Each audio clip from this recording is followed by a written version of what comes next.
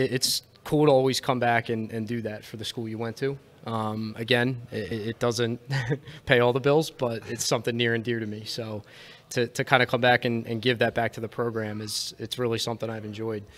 The squad has been kind of on a 6-year nice little run here, and it kind of culminated a bit. We're starting to, I think, hit a new level.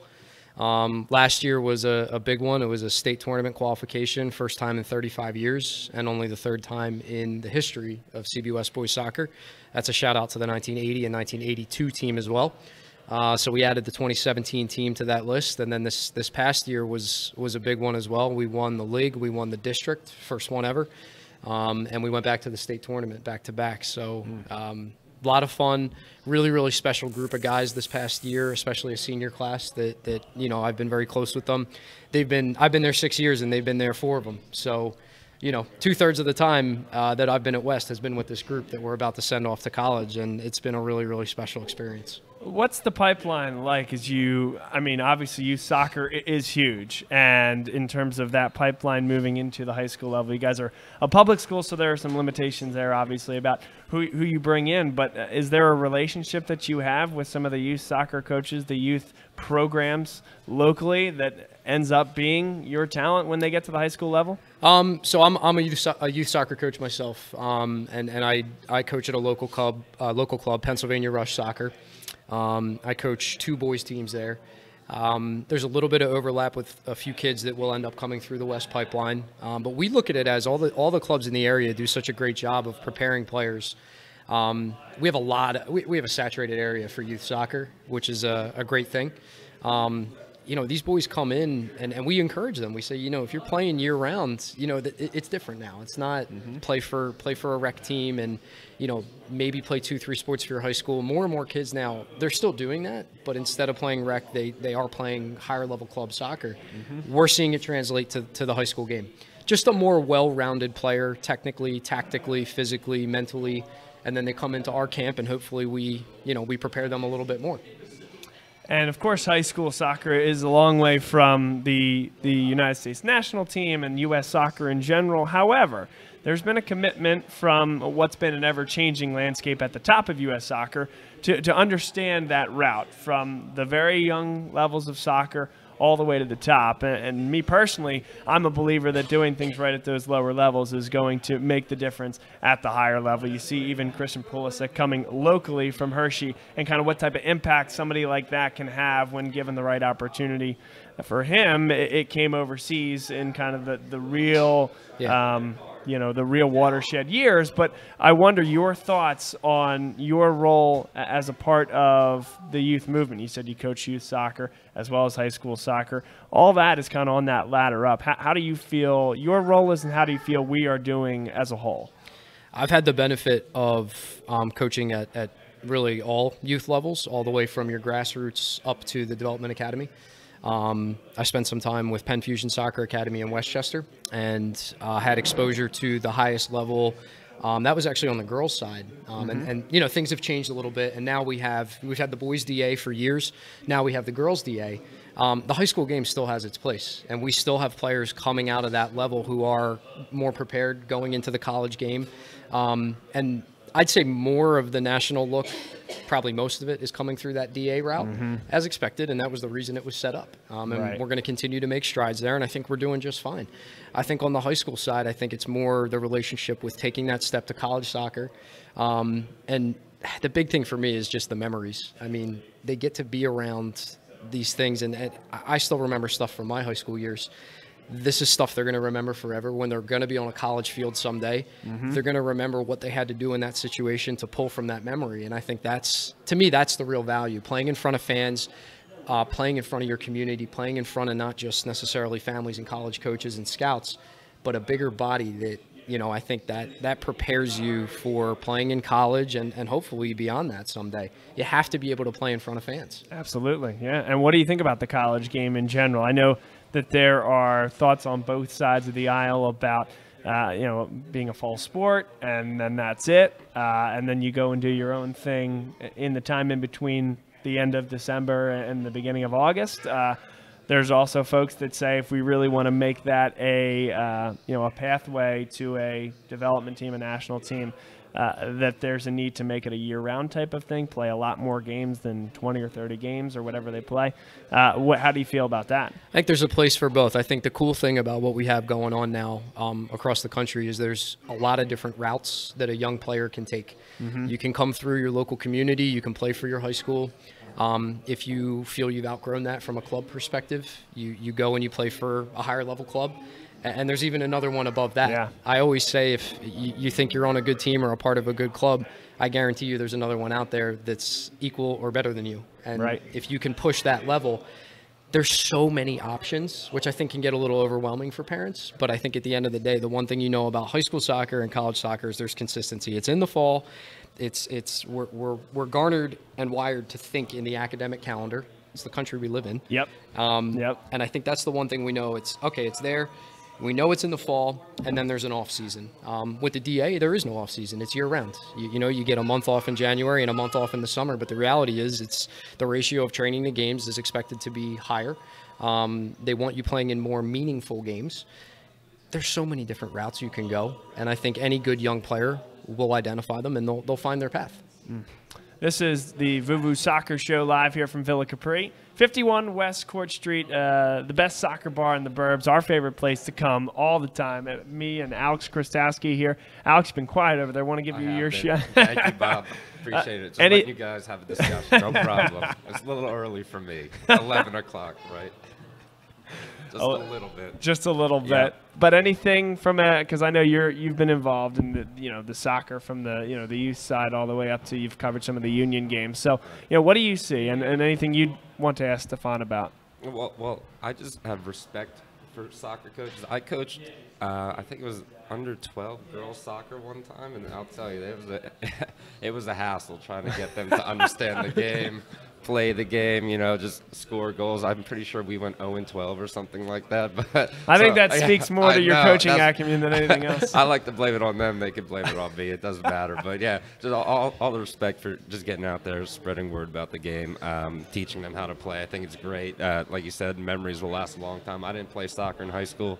Bob didn't either. We ran, but again, it sets you up for the real world, really. The discipline you learn, going to practice every day, understanding teamwork, is really good. So, no questions here, but all right. Yeah, I appreciate it. Well, let's get Anthony in on a few questions here because Anthony can kind of speak to more of that European model that Stefan we were talking about and kind of whether that is something that works in the United States, and culturally it's not necessarily something that makes a lot of sense here. But from a European side, walk us through, you're a talented player at the youth level, kind of your pathway to making it into a club academy. If you're good enough at the age of 7, you'll be signed by a Premier League club. That's literally it. Yeah. I coached youth soccer in northern New Jersey for about 6 years.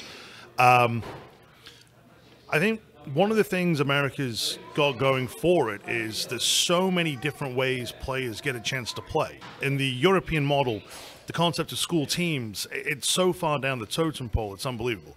You will have some high-level club teams, but everything generally is designed to funnel you into a professional academy as quickly as possible.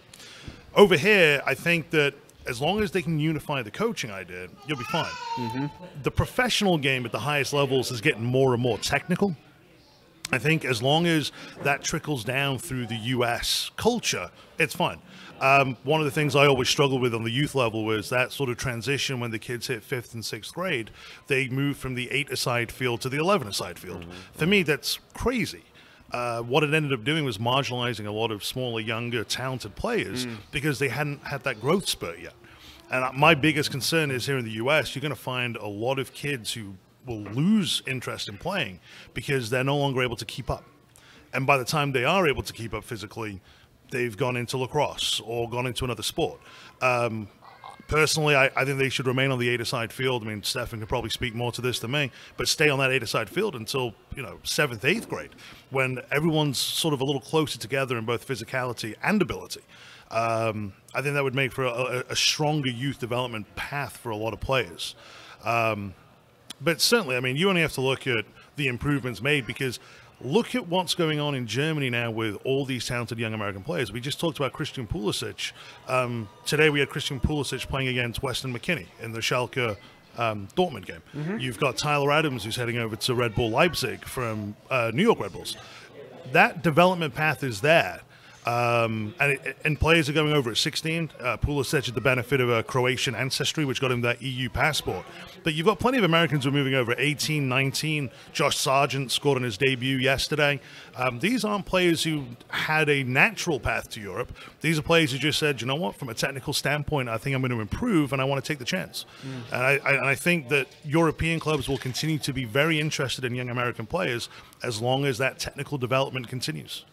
Yeah, it's interesting that one thing that I pulled out there as well is about the marginalizing of the younger players, the ones that maybe haven't hit that puberty, that growth spurt, etc. I was never in any universe going to be a professional soccer player. However, I mean, when I went in as a freshman in high school, Alex probably knows this and remembers this, I was 4'11", and by the end I was done high school, I was 6'1". Yeah. I mean, and a lot of that came in my junior year. That's a late growth spurt. How on both sides of the fence do both the European side, the U.S. kind of account for people that are late developers? Well, again, because the European model is a little more technical based, those players tend to not get washed out quite as young or as early.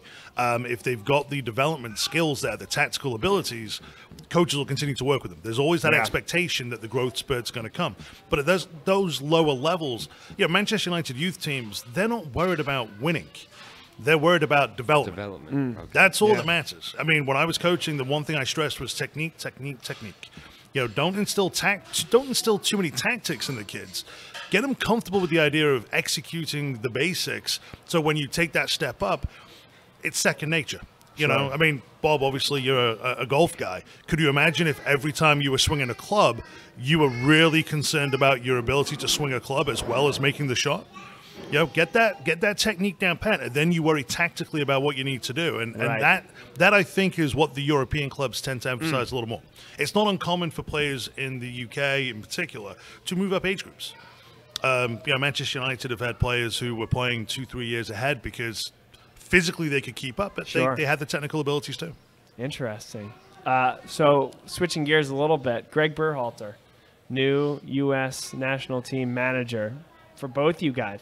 Initial thoughts? I think it's good. I think it's positive. I personally want to see us have an identity. Obviously, I watch as much as possible, and we have these young guys coming through. And as he mentioned, with a lot of them now playing in the Bundesliga, they're going to develop. We're not worried about that. But the way they play there and the things they do there, that might not be necessarily what's best for us. I don't know that answer. That's on the head coach to figure that out. What I do know is I'd like to see a consistent identity. So the idea being that some of the European concepts that Christian is learning at Dortmund might not jive with the folks from Seattle Sounders or from Sporting Kansas City that are on the back line or wherever it may be. I hope they do. I would love to see a more kind of consistent, dynamic, whatever you want to call it nowadays, with high-tempo possession, pressing, counter-pressing. I'd love to see that. I don't know if that's who we are. I'm not sure of that answer. Probably why I'm not in that role. But at the same time, I think that level, he needs to win as well. Right. It can't just be about let's develop players, and I get that. But that's supposed to be the pinnacle. I think to not qualify for the World Cup, as we all know, was shocking, surprising, disappointing. We've all heard it and read it and lived it.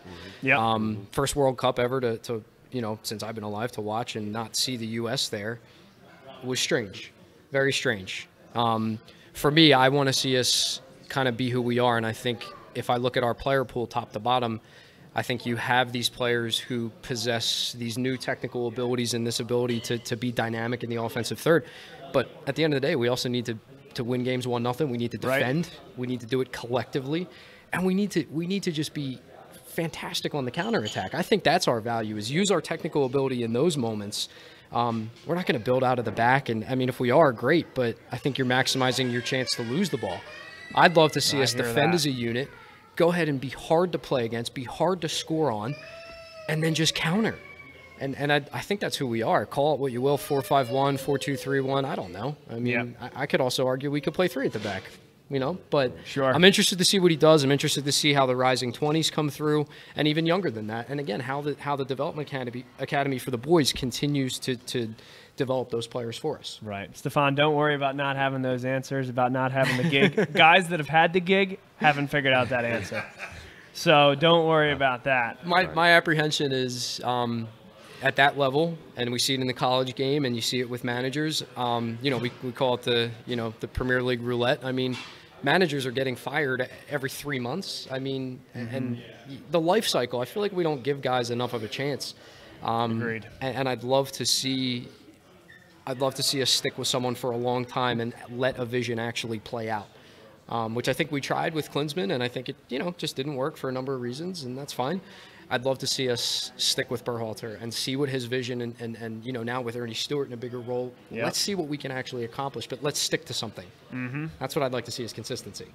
Well, it might be a decent segue to talk about the local team, the Philadelphia Union. Ernie Stewart no longer with the club, but some changes being made at the top level. Jim's still with the team at this point, and a pretty solid season, especially with the second half that we saw, and them really be pretty consistent until about the last 3 games of the regular season, then lost the first match in the playoffs. But local team, walk me through. You coach a bunch of high school kids. I mean, is the Union something that they follow? Is that is that a priority in Philadelphia in the soccer community at this point? I'd say it's still getting there. It's still, in the grand spectrum of things, it's still a young league. And it's not easy for the Union, I think, at times. Part of that's geographical. And anyone that's been down in the stadium knows how amazing the experience is. You just got to go. I don't see how it's going to overtake. How are we going to get fans to either concurrently from the Eagles, from the Flyers, from the Sixers, from the Phillies? How can we also get them to watch more Union games? I don't know that answer. I think some of them are trying. I think the Union continues to get marginally better each year with everything they do. I think as a business, they're actually great. I love their branding. I love what they do. We actually had the benefit with this high school program with this year. Central Bucks West went down, and we actually played a game in their stadium. Oh, cool. Wow. Which, amazing experience for us. It showed outreach from them to dive into the high school community and the more local community. We weren't the only ones to do it, but it was amazing to play in that stadium. As far as the team and kind of where they're headed, I love that they kept Jim. I think we need a couple more players. You look at the league and you kind of look at the roster. You go, who's the most dynamic guy? Okay, then where's the next one? I think they've made some good signings. I wouldn't mind a big-time marquee signing, but that's on the organization. Are you talking about Balotelli? You hearing those rumors? I don't know, maybe. But look, a name's a name. A name brings in fans. Fans bring in ticket sales. Ticket sales help the business grow, and at the same time, maybe that helps. Who knows? But I think as far as the team, I mean, they were obviously they had a marquee year. I think it was great to see. Would have loved to see them go further in the playoffs. But I think they'll have a good offseason and they'll get back to it in March. Yeah, and you also had a heck of an opponent as well. You Agreed. Can't take anything away. No, absolutely not. There. Nope. So, Anthony, do you follow MLS yourself? And what do you think on that league and the local team here? I think the MLS is, to go back to Stefan's point, I think what the MLS is doing is terrific. I mean, to give you an idea, I remember watching Eric Ronaldo score the game winner in the first ever MLS game. Well, I mean, holy cow. Look at the progress made over the 22 years since. It's unbelievable. It really is. I think the idea of MLS franchises signing those big names from Europe really captures the imagination. But at the end of the day, the biggest clubs in the world, it tends to be community. That's what really kind of engages the club with the fan base. You look at La Masia in Barcelona and look at all the greats that came through the youth academy. Manchester United, same thing. I mean, we've definitely gone more international at Manchester United, but Marcus Rashford's a local boy. There will be riots in the streets if he were to ever leave.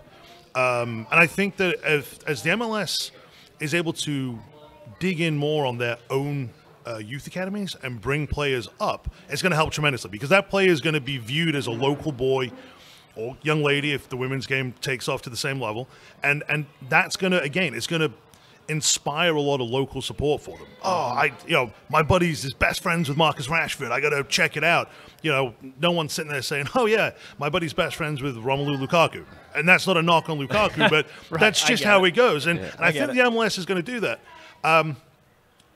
Going back to what we discussed earlier with the sort of opportunities for young players here, I think if MLS clubs are able to better engage with the other youth teams outside of their own, and really start filtering talent to their academy as quickly as possible, you'll start getting that grassroots swell. But one thing I'll say, going back a little bit, I know this probably isn't too good to do, but going back to the U.S. national there are no team, rules here, yeah. going back to the U.S. national team, the signing of getting the new coach on board is great, but I don't know that it's on the coach to necessarily create the identity. Back at the European Championships in 2000, both England and Germany were horrific. England put all their money into a new national stadium. The DFB put all their money into completely redoing the grassroots game. 2 years later, they made the World Cup final, lost to Brazil. Okay, but that really wasn't a result of the efforts they put in. What we've seen over the last decade is, you look at guys like Thomas Muller, Tony Kroos. These guys were all, 9, 10 years old when they started implementing those changes, and a decade later, they had the kind of generational talent to win tournaments. And that's really what I think the U.S. national team organization has to do. They need to start figuring out how to have a trickle-down program that's easily adopted and followed by all the youth teams around. Yep. And then what happens is players get used to that system, and it goes back to the whole idea. What makes it easier for players? Get the technique down pat, get the tactics consistent, and all of a sudden they're free to play. Okay. And I think that's something that the national team organization really needs to figure out. It's tough to do because in America, it's such a vast country with so many young teams. But if they can start figuring out a formation, and Stefan made some great points. Do you lean into the physicality and play more of a counterattack style? That's great. But get it consistent down the board, across the board with everybody, all the way down. And I think that's where you'll start seeing these incredible teenagers really flourish at World Cups in 8, 12 years' time. So is the U.S. then, in your opinion, losing guys because they are not, just because they're not being trained well enough, developed well enough? Are they losing them to other sports? Is it a combination of both? What's the issue at the crux of it? It's a really good question, and I don't know. No country's got as much competition going against soccer than America. Other sports. You've got so many more sports over here. At the end of the day, and it's not just the big 4 leagues. I mean, golf and tennis is probably bigger here than it is in the rest of the world. You've got, lacrosse is an up-and-coming one. Yeah. You've got so many other interests. I can tell. You've got so many things that you're trying to fight against to get the kids' attention. So I don't really know the answers. I think all these young players going abroad, I think it's a good thing for player development, and I firmly believe that if you can develop the players, you've got a chance of winning. But at the same time, it does actually go against what I mentioned earlier, which is having that grassroots thing and everybody funneling up together. So we'll see where it plays out. We're in a bit of an inflection point, and certainly the national team's super motivated to improve because, like Stefan said, this is the first World Cup in my lifetime that I've watched a World Cup that they didn't make it. And that's definitely, England didn't make the European Championships in 2008, and it was, I don't want to say embarrassing, that would be arrogant, but it was certainly like, what the heck, man? How did we not qualify? Right. So the U.S. has definitely got a few things to figure out, but I'll stand by it. The future is definitely bright over here. It really is.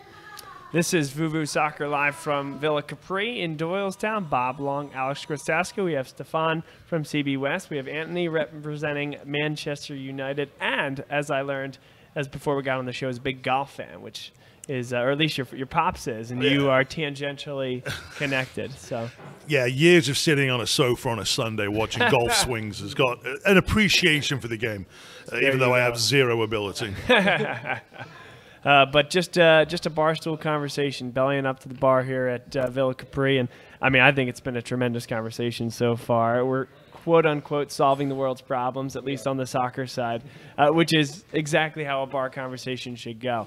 And if you find yourself in and around the suburbs of Philadelphia, you got to stop by. This place is absolutely fantastic for watching EPL soccer. Of course, they're big on the U.S. national team. Also, a really great music hub, as we've heard, Alex. They always have great bands in here. Matt Menino does a great job really catering to a lot of different audiences and making this just a tremendous place to be. Alex, any questions, any thoughts yourself about anything we've chatted about? No, just listening in. I'll get myself on the mic here. Listening in. I like what you're all saying about the local development, the youth development, and just interesting perspective or just point of view or thoughts. And you keep talking about these development teams or the local clubs, like Union might have a youth league, you know. Bethlehem Steel on the way Bethlehem up as well. has a youth league. Yep. Everybody has youth leagues, and you sort of, I don't know, do you see some sort of friction there with high school sports and college sports? You know, are the two sort of competing with each other? Or is it, you know, the best players playing the youth leagues? This is just a question I have, and like, how does it work? You know, it's, if you want, what do you want? Sure. I think you're well qualified. What do we want? Do we want good youth development programs? Like, do we want a good Union like academy, or do we want a good CB West soccer program? Which also bakes the education piece into it as well. It's a very complex question. All right, where to start with that one? And my probably very strong opinions on this.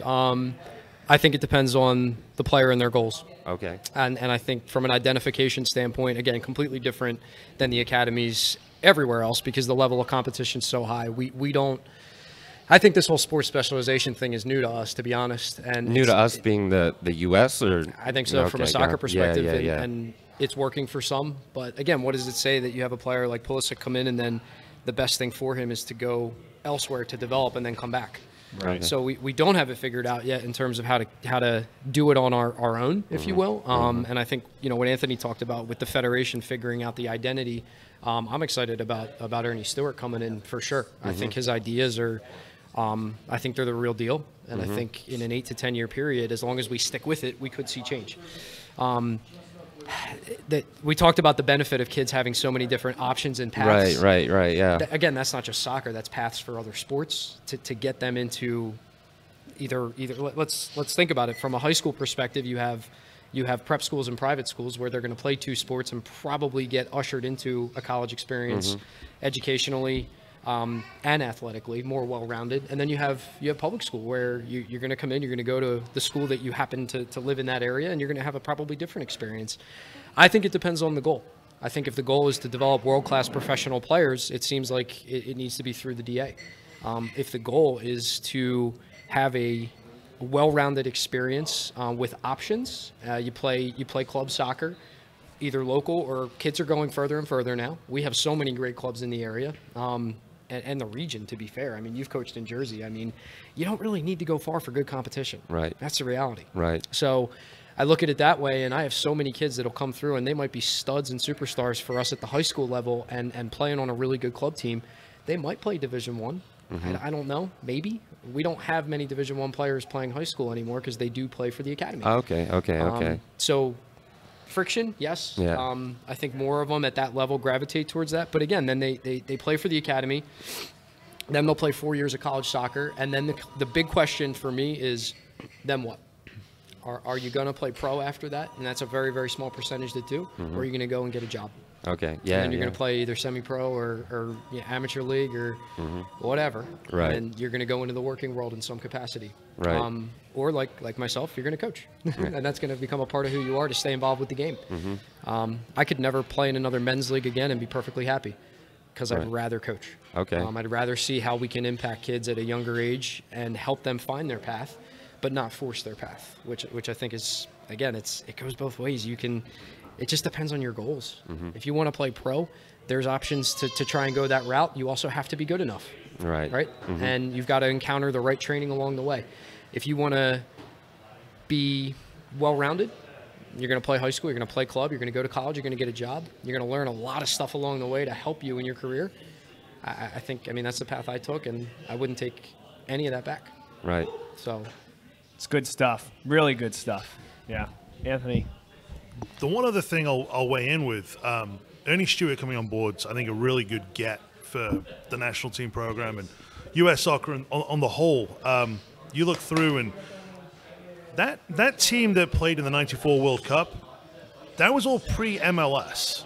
Those Right. were all players who came through with a far less sort of structured path to U.S. soccer. You know, Eric Ronaldo ran to replace Sunil Gulati as the head of U.S. soccer. I'm not saying not giving him the job or not getting him the job is a bad thing, but the more people like Ernie Stewart, who played in Holland, Eric Ronaldo, who spent time in Germany, the more you can get these guys in, the more they're going to be able to actually bring their personal experience and help. Yeah, Eric Ronaldo can say, well, this is what worked for me. I wish I had the opportunity to do X, Y, Z. Ernie Stewart hopefully is going to be able to apply that same kind of anecdotal evidence on what is the right or wrong thing to do for players. There is no formal right or wrong thing, but certainly they can sit there and say, we should not do this because I have proven you don't have to do that to be successful. So I think the sooner they can embrace more ex-players, particularly the pre-MLS players, and fewer, respectfully, academics and theorists, I think the stronger the program is going to be. I really do. Yeah, it's great thoughts, great discussion. This has been about a half an hour of really good discussion here on at Villa Capri Pizza. That is the Twitter handle. We're on Periscope, Twitter Live, as well as on YouTube Live. Wow. For those of you that are listening on SoundCloud, you can always access that way. We're going to post this. For those of you watching it live, we're going to post it on SoundCloud after the fact, and obviously you can always get it on YouTube on an archived basis. Anthony and Stefan, really appreciate having you guys on. It was awesome. A great discussion. For those of you that are watching the live show, we're going to take a quick break and come on with another guest. And for those of you that have been on SoundCloud, well, just pop one up and check out the next interview here on Villa Capri's Vuvu Soccer live on Bob Long Sports. Thanks again, guys. Appreciate this. Thank you. Thank you very much, guys. It's good talk. Good talk.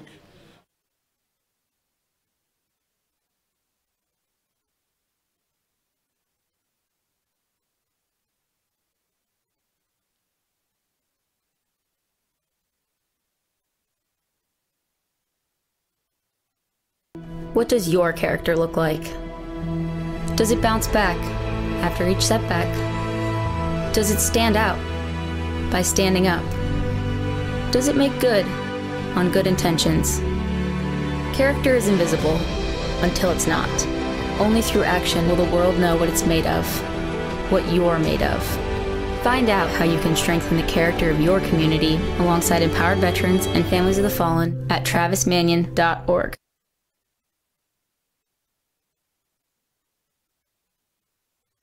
I would say that LaSalle is dynamic.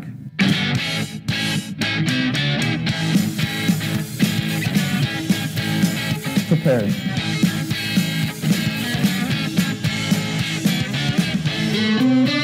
Active.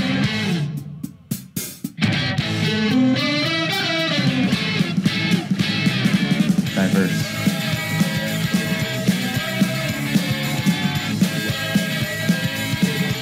Brotherhood.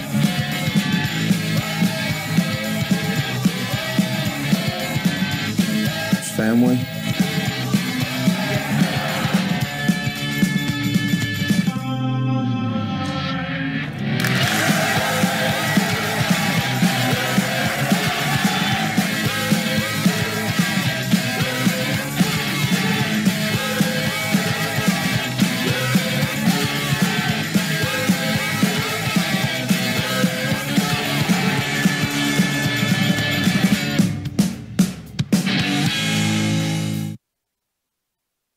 Ford is Mayfair's neighborhood Ford store. Nobody knows your neighborhood like Dunphy Ford. Nearly 40 years. Right here on Frankfurt Avenue. Generation after generation. Our neighbors continue to be our customers. We have access to the cars and trucks you want with financing you need. Dunphy Ford is Northeast Philly's first choice for America's #1 brand.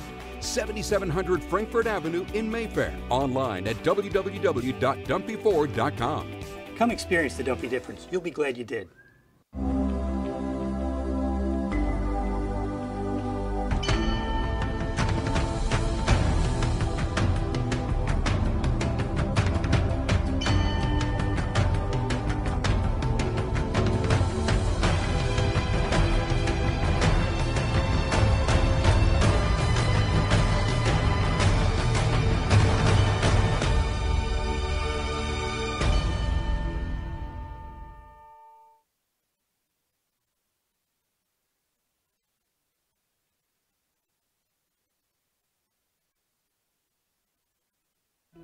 What does your character look like? Does it bounce back after each setback? Does it stand out by standing up? Does it make good on good intentions? Character is invisible until it's not. Only through action will the world know what it's made of, what you're made of. Find out how you can strengthen the character of your community alongside empowered veterans and families of the fallen at travismanion.org.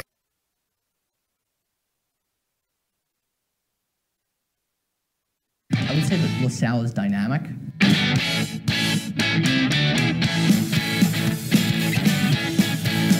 Prepared.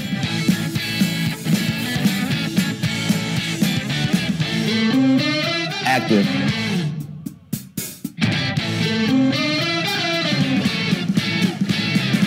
Diverse.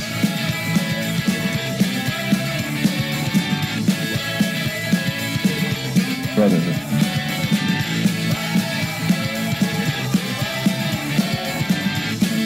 Family.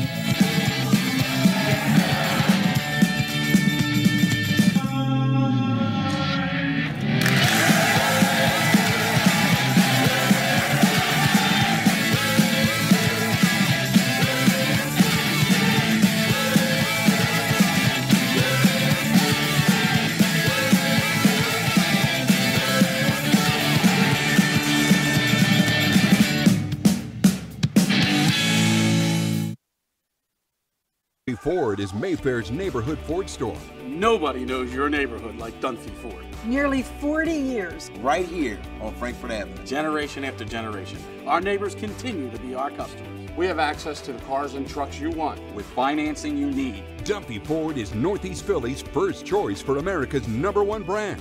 7700 Frankfurt Avenue in Mayfair. Online at www.dumpyford.com. Come experience the Dunphy difference. You'll be glad you did.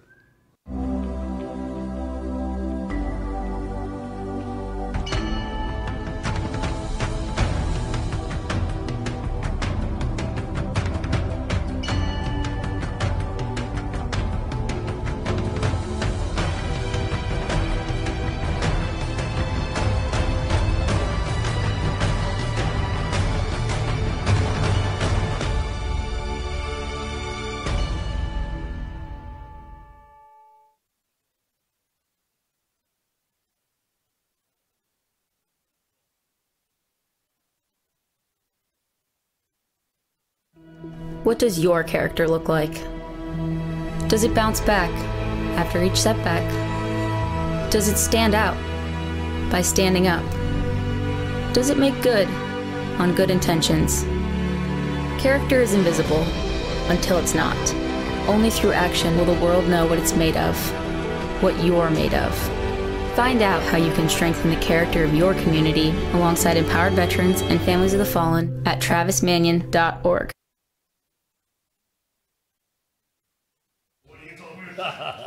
We were playing Rhode Island. What's going on, everybody? Welcome inside Villa Capri Pizza.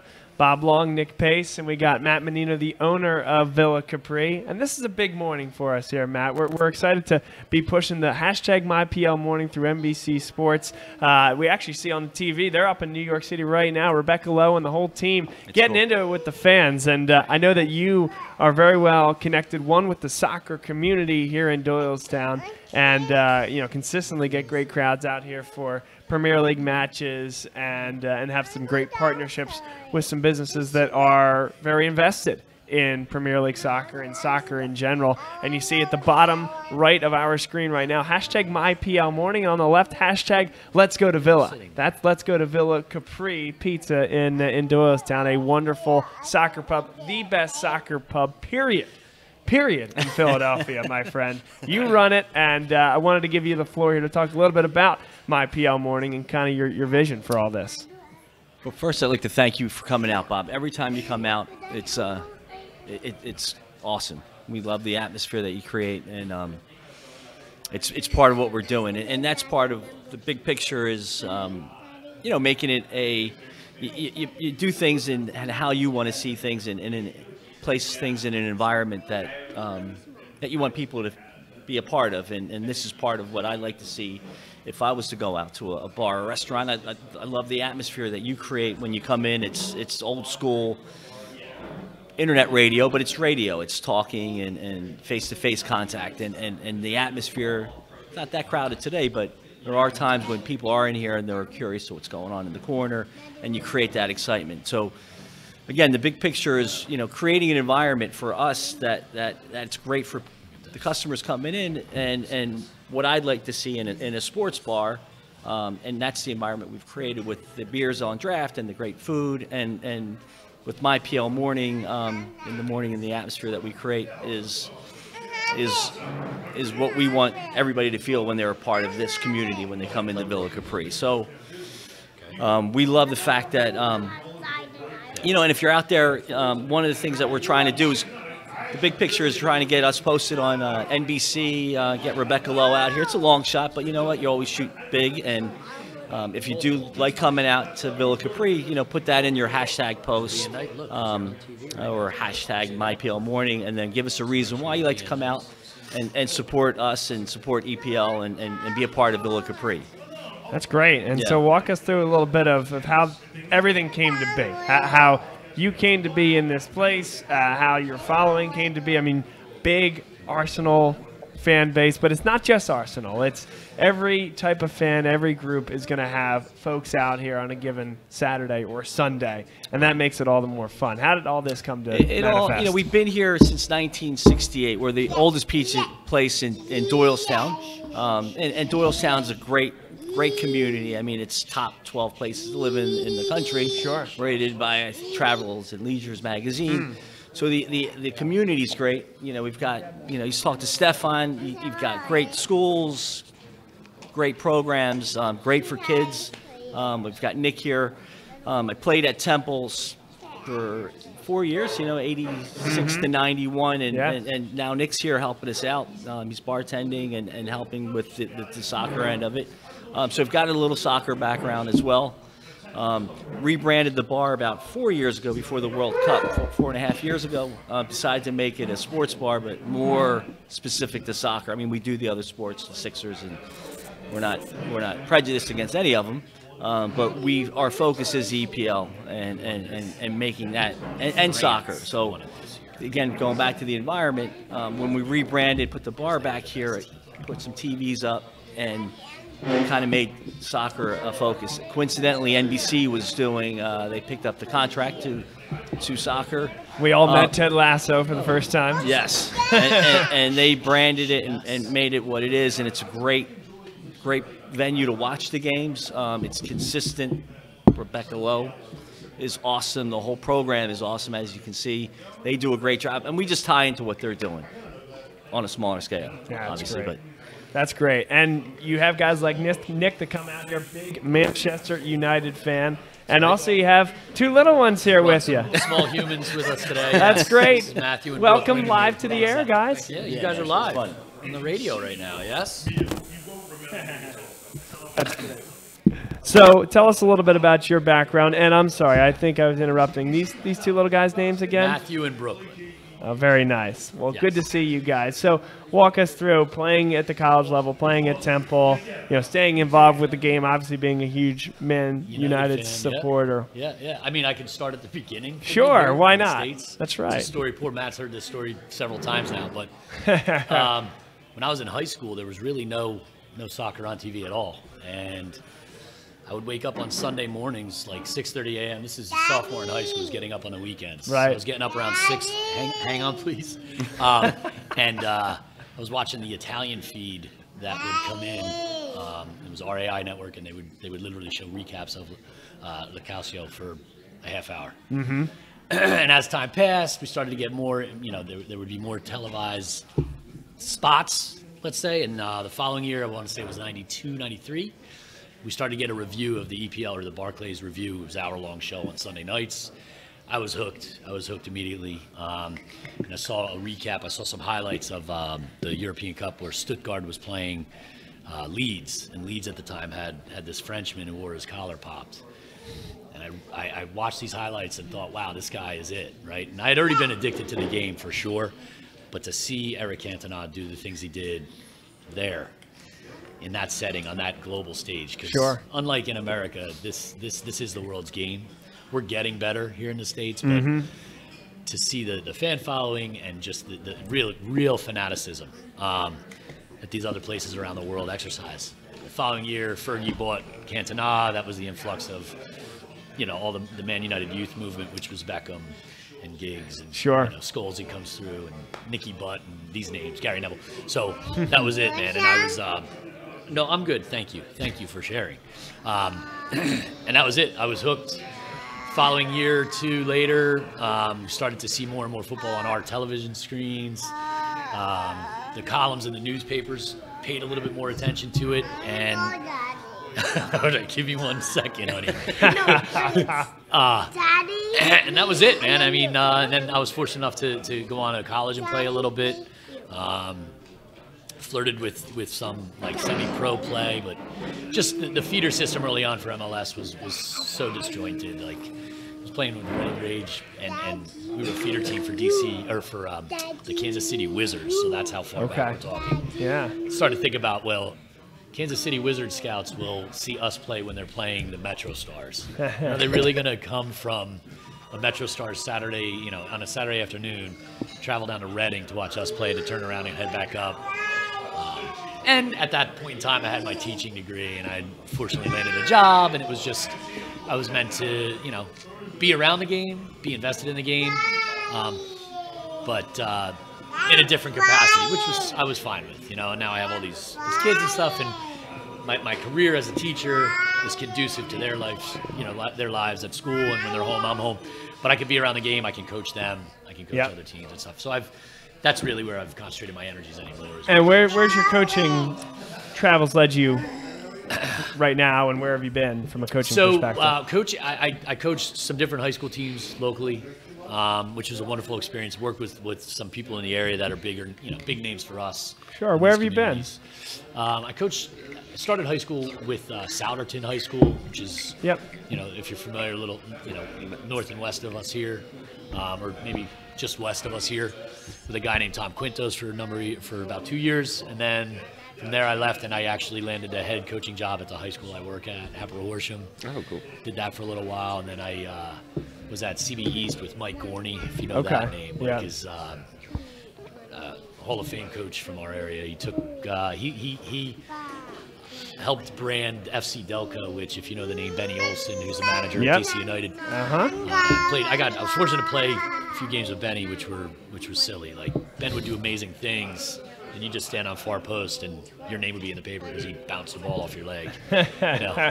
So that was a wonderful experience. And then working with Gorney and knowing what he knows, or learning a tenth of the things that he knows and he taught, made me better coach. Being a dad makes you a better coach too, those kinds of things. Just be careful. I know, little girl, just let me finish up 1 more second, okay? You guys are being great.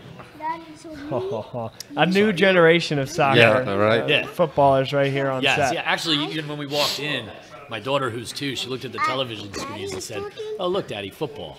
There you go. Brought a tear to my eye. That's fantastic, man. Yes. That's fantastic. And so you spent some time here at Villa Capri. And now I'm here. Yeah. I'm trying to be the soccer-specific bartender if I can. Yeah. That's good. When our schedules do align. That's what I like to do. Sure. It's a great place here, isn't it? It's really spectacular. The atmosphere is great. Great guests. Great energy. Not to say that. Man, rock them. We cater to all sports, but when soccer is on, when footy is on, we like to have that following, the crowd. It's a great atmosphere. There's high-fiving and chest bumping, and you'll see some live pictures or shots of when they're it's specifically Arsenal thus far, but I'll see if I can't get more and more United fans out. That's great stuff. Well, you got your hands full. Yeah, we'll let you go. Brother.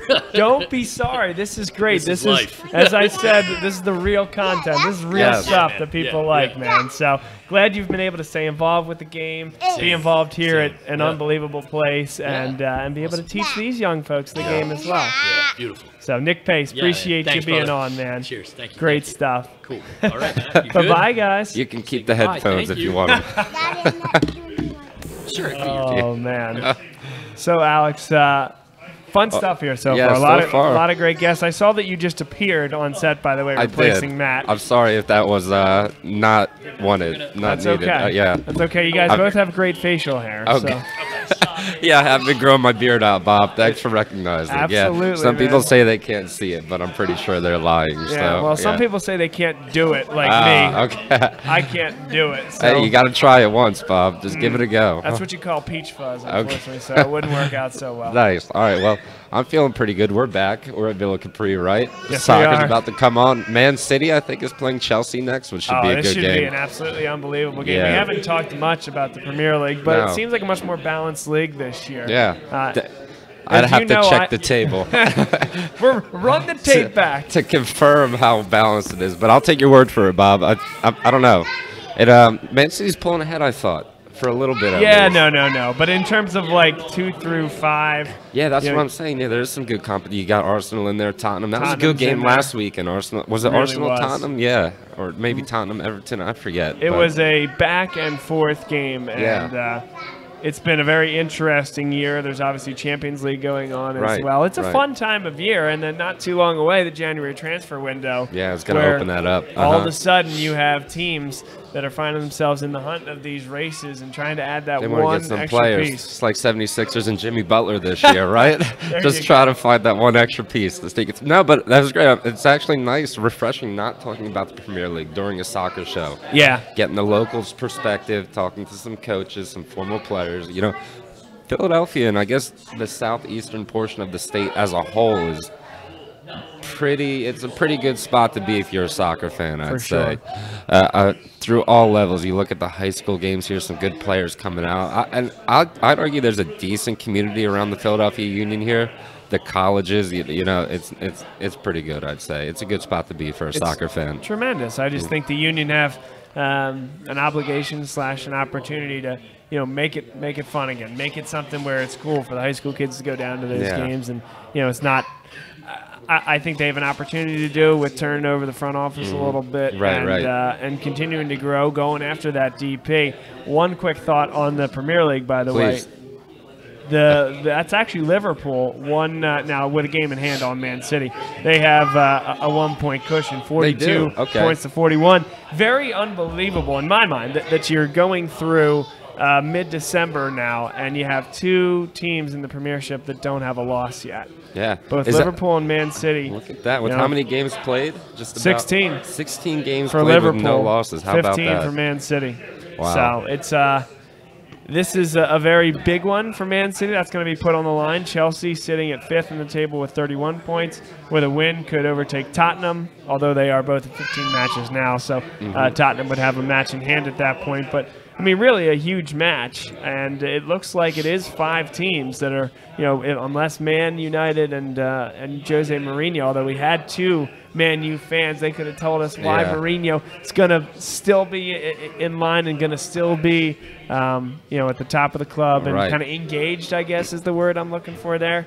Engaged and, you know, a positive energy, something that isn't always the case there.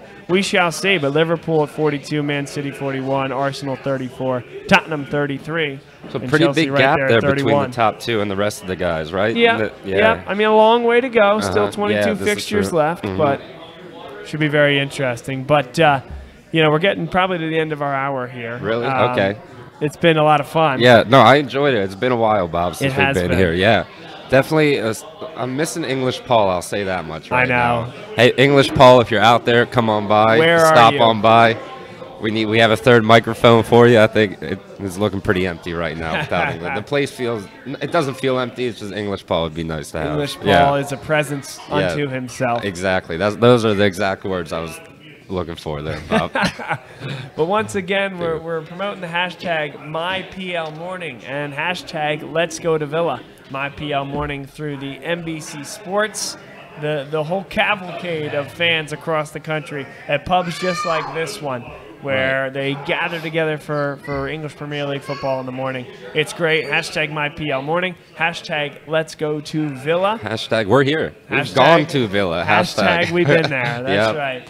And you want to be here too. Great show. This is Vuvu Soccer.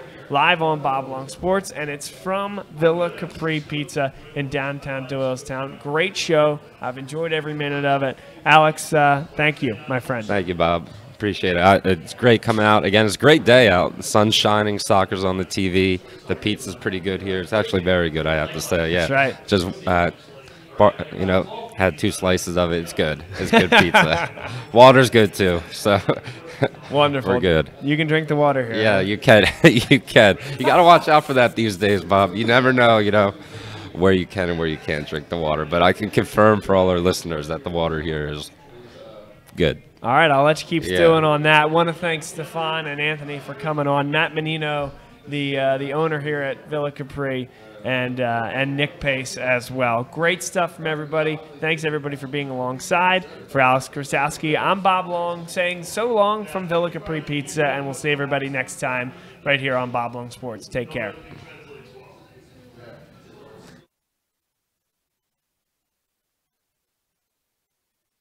I would say that LaSalle is dynamic.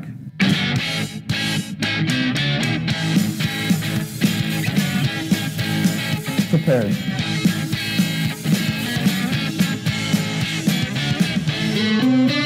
Active.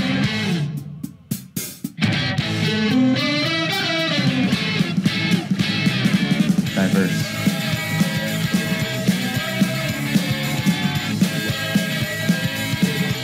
Brotherhood.